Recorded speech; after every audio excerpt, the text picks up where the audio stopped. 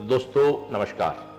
मैं आज एक नई चेन, एक नई श्रृंखला शुरू करने जा रहा हूं। सीएलसी के टॉप सिलेक्टेड स्टूडेंट्स का एक वीडियो कि वो क्या सोचते हैं सीएलसी के बारे में। इस श्रृंखला की हम आज शुरुआत करने जा रहे हैं और आज हमारे पहला स्टूडेंट हमारा कैलाश बागड़वा, जो मौलाना आजाद से अभी पास आउट हो चुका है, 2014 का सिलेक्ट स्टूडेंट है। ये स्टूडेंट क्या सोचते हैं सीएलसी के बारे में और पास आउट हो चुकी इनकी डिग्री पूरी होने के बाद भी ये क्यों जुड़े हुए हैं सीएलसी से, ऐसा क्या मिला इनको सीएलसी में, मैं इन्हीं की जुबानी कहना चाहूंगा, सुनना चाहूंगा, आपको बताना चाहूंगा कि वास्तव में सीएलसी क्या है। मैं थोड़ा दे दूं परिचय मेरे सामने बैठे मेरे डॉक्टर का। आप कैलाश बागड़वा है, आपका गांव बिरमपुरा जयपुर के पास है, आपके पिताजी का नाम लक्ष्मी नारायण जी है। आप मेरे पास 10th पास करते आ गए थे 2012 में। 11th 12th आपने यहीं से किया फाउंडेशन से, बट आपकी एज नहीं थी इसलिए 12th के साथ आप नीट का एग्जाम नहीं दे पाए थे और उसके बाद आपने ड्रॉप लिया और आपने ऑल इंडिया में 75 रैंक दिया। और ओबीसी की कोट करूं तो 11th रैंक था ओबीसी में, मैं बात ऑल इंडिया की कर रहा हूं, और आज 75 रैंक था। अभी आप अपनी डिग्री पूरी कर चुके हैं मौलाना आजाद दिल्ली से। तो मैं चाहूंगा कि कैलाश आप वो सब कुछ बताएं कि आपने यहाँ 11th से लेके अपने सिलेक्शन तक और सिलेक्शन के बाद भी कॉलेज में भी नीट में ऑल इंडिया कोटे से मौलाना आजाद में कुल राजस्थान से कितने बच्चे जाते हैं, उनमें हमारे सीएलसी का वजूद क्या है, ये सब आप मैं चाहूंगा कि आप दर्शकों को बताना चाहेंगे। Thank you boss. सबसे पहले जय सीएलसी।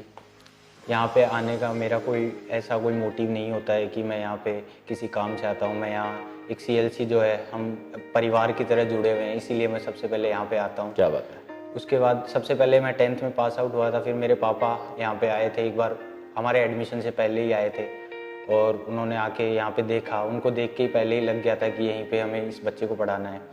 11th में जब हम आए थे तो मेरे पापा के काफ़ी सारे क्वेश्चंस रहते थे, कैसे पढ़ाई करनी है, ये क्या करना है। तो उस टाइम बॉस ने एक बार एक बात बोली थी, या तो आप संभाल लो या हम संभाल लेते हैं। और बॉस ने वो बात संभाली। बॉस, मेरे पापा ने उसके बाद कभी कोई क्वेश्चन नहीं किया, कुछ नहीं किया, बॉस के भरोसे रहा है और रिजल्ट आज आपके सामने है। 11th में मैं आया था, उस टाइम पे नया नया बच्चा था, मेरा मन भी नहीं लगता था बिल्कुल। सही बात है। तो आपका सर जेके हॉस्टल था? हाँ, जेके हॉस्टल में मैं रहता था। उस टाइम बिल्कुल मन नहीं लगता था। तो उस टाइम मेरे पापा भी एकदम रिजिड रहे मेरे साथ। मैं फोन करके कहता था मेरे को ले जाओ यहाँ से, बट अगर उस टाइम अगर मैं चला जाता तो शायद आज मैं यहाँ पे बैठा। चलो, मैं इस वीडियो के माध्यम से मेरे भाई लक्ष्मीनारायण जी को धन्यवाद दूंगा कि आपके कारण, आपकी एक कठोर, बाहर से कठोर पिता का रोल जो रहा, उसके कारण आज कैलाश हमारा एक डायमंड है। उसके बाद में मैं 11th में जेके हॉस्टल में रहा और मेरा भाई भी आदेश जो है वो यहाँ पे 12th। वो आदेश क्या कर रहा है अभी? वो उसका भी टीचर में नंबर टीचर में लग गया वो। ये देखो बड़ी बात है, नीट की तैयारी की, हो सकता नीट में नहीं हुआ, लेकिन सीएलसी इतना सक्षम कर देती है। आज गवर्नमेंट जॉब में है, गवर्नमेंट टीचर। दोस्तों, गवर्नमेंट जॉब टीचर लगना अपने आप में एक बड़ा अचीवमेंट है। तो ये सब सीएलसी कारण हुआ। हाँ बेटा। बॉस, मैं इसी बात से मैं ये बोलना चाहूंगा कि ऐसा नहीं है कि अगर यहाँ पे सिलेक्शन नहीं होता है तो उसका करियर खत्म हो जाता है। बिल्कुल। यहाँ पे अगर आप उनको फॉलो करोगे तो सिलेक्शन के बाद, सिलेक्शन नहीं होता, वो बाहर जाके अलग फील्ड में भी बहुत कुछ अचीव कर लेते हैं।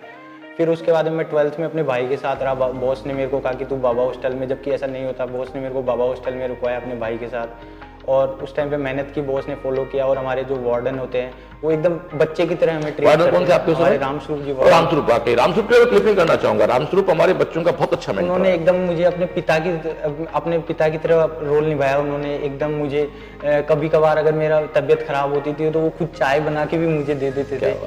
ये मैं यहाँ जो लोग इस वीडियो देख रहे हैं, ये कहना चाहता हूँ कि बहुत से लोग कई बार 6 घंटे की कोचिंग की, टीचिंग की बात पूछ के ही छोड़ देते हैं।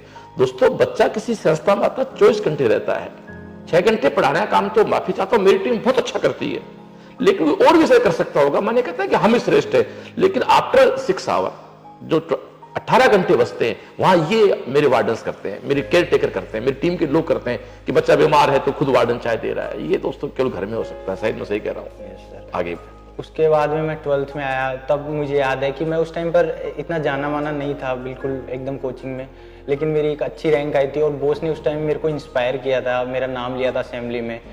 असेंबली के बारे में बताया। असेंबली में एक दिन भी नहीं छोड़ता था वो। थोड़ा बताया असेंबली क्या है? असेंबली के अंदर अगर आप पूरे दिन, अगर आपने अच्छा वर्क, हार्ड वर्क किया है और उसके बाद में अगर आप 7 बजे आके असेंबली में थोड़ी देर बॉस की बातें सुनते हो तो आपको बहुत बड़ी इंस्पिरेशन मिलती है। क्या आप वाकई सही कह रहे हो? आपने कभी असेंबली मिस नहीं की? मैंने एक दिन भी बॉस असेंबली मिस नहीं की। मैं ये बात कहना चाह रहा हूँ, ये खैर मुझे पता है इसलिए मैं कह रहा हूँ, कैलाश ने हमेशा असेंबली अटेंड की है। और शायद आपकी सफलता में असेंबली का एक रोल भी है। बहुत बड़ा रोल है बॉस, असेंबली और कैंप इनका बहुत बड़ा रोल है। क्योंकि कैंप क्या है ये भी बताइए। कैंप जो था, जैसे 11th में मैं इतना थोड़ा पढ़ने वाला नहीं था, बट जब 12th में था तब कैंप की शुरुआत हुई थी हमारे टाइम पे ही।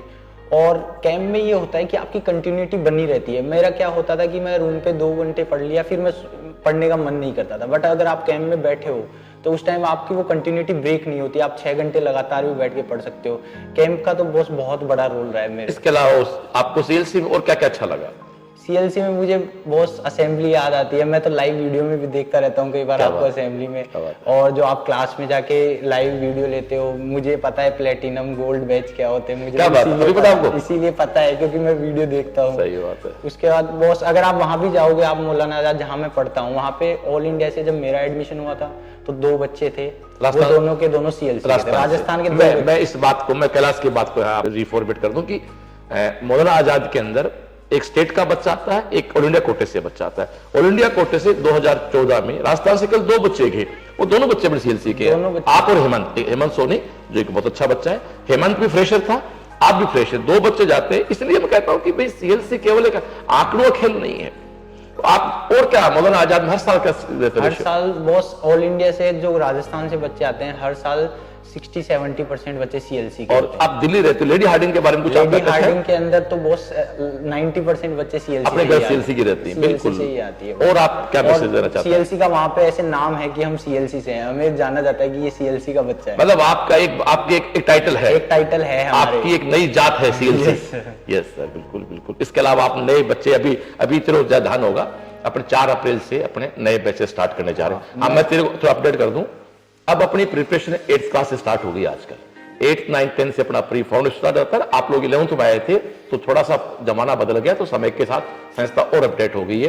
तो 4 अप्रैल से अपन 8th 9th 10th pre foundation, 11th 12th foundation और टारगेट कोर्सेज के बैच स्टार्ट करने जा रहे हैं। तो आप नए एडमिशन को क्या मैसेज देना चाहते हैं? मैं उनको यही कहना चाहूंगा, आप जितना जल्दी स्टार्ट कर सकते हैं उतना जरूरी है। क्योंकि मैं जहाँ पढ़ता हूँ और मेरे साथ जो बच्चे आए हैं जो अदर स्टेट से हो रहे हैं, मैंने उनसे पूछा तो उन्होंने बताया कि मैंने 8th से ही स्टार्ट कर दी थी। अच्छा, इसका मतलब लेट है? हम लेट थे। क्या बात है। 8th से ही तैयारी स्टार्ट कर दी थी। और वहां पर 12th के बच्चे बहुत ज्यादा आते हैं, तो मैं 12th वाले बच्चों को बोलना चाहूंगा कि वो वेट ना करे कि मैं टारगेट करूंगा और टारगेट में रैंक लेके आऊंगा। यार एक तेरे पास मेरा बहुत प्यारा सा बच्चा है देवेंद्र। हाँ, वो बहुत 12th के साथ गया, उसने एससी को स्टेट टॉप किया। अच्छा बच्चा, ध्यान रखना बच्चों का भी। तो मैं यही कहना चाहूंगा कि आप 8th से ही स्टार्ट कर दे, 8th से ही यहाँ पे ले आए, ताकि आपका बच्चा 10th तक इतना मैच्योर हो जाए। क्योंकि 1 साल तो उसका मन लगने में ही 1 साल लग जाता है। थैंक यू कैलाश, आप सीएलसी आए, बहुत अच्छा लगा। दोस्तों, यही मेरी मूल प्रॉपर्टी है। मेरे बच्चे आज भी सीएलसी उतना प्यार करते हैं, और ये मेरे सीएलसी, बस ईश्वर करे कि मेरे रग रग में मेरी सीएलसी बसी रहे, मेरे रोम रोम में मेरी सीएलसी बसी रहे। दोस्तों, 4 अप्रैल से नए बैचेस स्टार्ट होने जा रहे हैं, आप बिल्कुल ज्वाइन करें और आप भी हमारे कैलाश की तरह मेरा सीएलसी कार अपने परिवार का नाम रोशन करें। जय सीएलसी। Thank you.